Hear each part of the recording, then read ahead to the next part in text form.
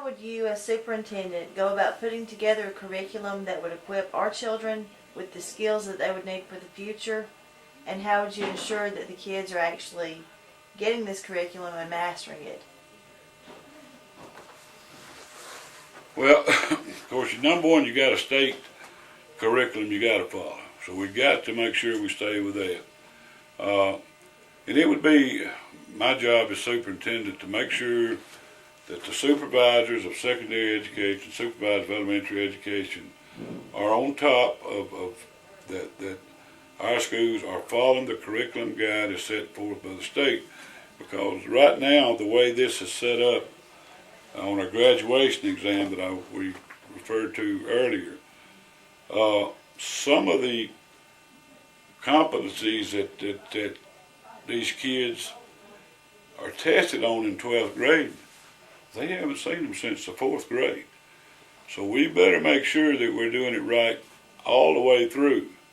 And hopefully as time goes on, a lot of teachers are bringing this to the attention of state officials and state board. Hopefully before long we'll make the curriculum more concise so that everybody stays on the same page.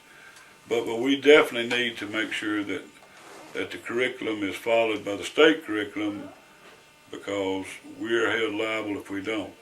And some of our teachers, and I can speak from experience because I know some of them, know that the curriculum doesn't take care of some of these competencies that these kids are going to be tested on. And thank goodness they took the initiative on their own to try to add to the curriculum to make for a total stronger education. And these people are to be applauded. And this is a thing that we need to be bragging about. These are the things that we need to be talking about, because we do have teachers, regardless of what some folks believe, it's just out there drawing a paycheck. They actually love their job and they love what they're doing. And they're tired, and I'm tired of seeing them getting slapped down and beat around because somebody in another phase of our county system thinks that they're not doing a good job and constantly criticizing. That goes back to this idea of consolidation. Our teachers are doing a good job. I'm tired of getting kicked around. It's time we brag on them, and guess what? When they're bragged on, they get to feeling better. When they get to feeling better, the children get to feeling better. Before they know it, they've learned something they didn't even mean to. About the curriculum, several systems, maybe not in our state, but different areas of the country, have started cutting out things like PE or physical education. Would you ever consider doing something like that if the budget got so bad? I would hope not. I hope we never get to that point.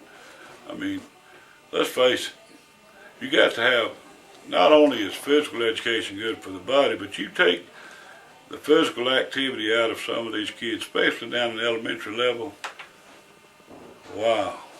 You talk about time bombs waiting to go off. You know, that was the thing that always amazed me when I taught elementary PE. You could go in there and you could tell those elementary kids, you say, we're going to run 6 miles today. And it was, yes, let's run it. Can we do it backwards? You can go down now to the middle school and tell the same students 5 years later, we're going to run a mile today. And it looked like you had took their last lollipop or Tootsie Roll away from them. So we have to have some physical activity, because all of us as we get older tend to not be as active. So we need to impress on these students how important the physical activity is. So I hope we never get to that point. If we do, we're in trouble. About the curriculum, would you add art and music, or is that a state mandate? Well, I'll be honest about the state mandate, but I do know that we have some people that are capable of teaching, you know, art and other things that we need to make available to students. Music appreciation. You know, everybody's going to play in the band just like everybody's not going to play football. I wished when I was younger that I had some music appreciation classes just to help me read music that I could use when I'm in church singing. I just sing along. I wished I knew what I was singing. And they would be, this is very good. that we could have these. And the thing is, we can offer things like this if we use our resources wisely. I go back to those 5 teachers that we could hire on the salary of 2.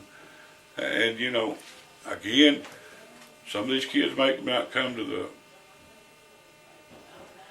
satellite school, but you could send this same teacher that can teach music appreciation.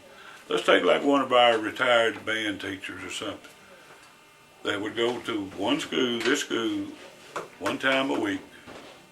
Next week go to this school and offer this, you know, just enough to get them a dab of it. And times got better, we would offer them more. You emphasize that as the superintendent, you would be personally accountable for everything that happens in the school system. That's a very bold statement when someone considers exactly what the superintendent job would entail, and so many factors outside your control.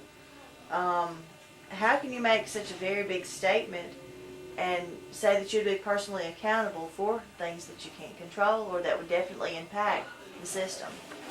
Well, this goes back to having a good staff. This goes back to things like quit trying to micromanage. You can't do that, you know. You've got supervisors. Let's let them do their job. And my hope and philosophy would be that I take our supervisors and our administrators and we work together. In other words, you got a secondary supervisor, let him do his job and keep me informed of what needs to be done, this type of thing. So I think the key to that is good people working with good people. Go back to what Barry Bryant used to say, you know, I don't mean to disrespect you Auburn people, even though I know you got 6. We still got our Barry. But Barry used to say that the best thing to do if you're going to be successful is have successful people around you. And that's pretty much the way I feel. We've got a great staff down in the central office. We need to let them use their skills to more widely affect. Most school systems operate with very limited resources and even more limited funding, and that funding is constantly changing. How do you see Lawrence County's current financial situation, and can anything be done to improve it? Well, statewide, we pretty much strapped there.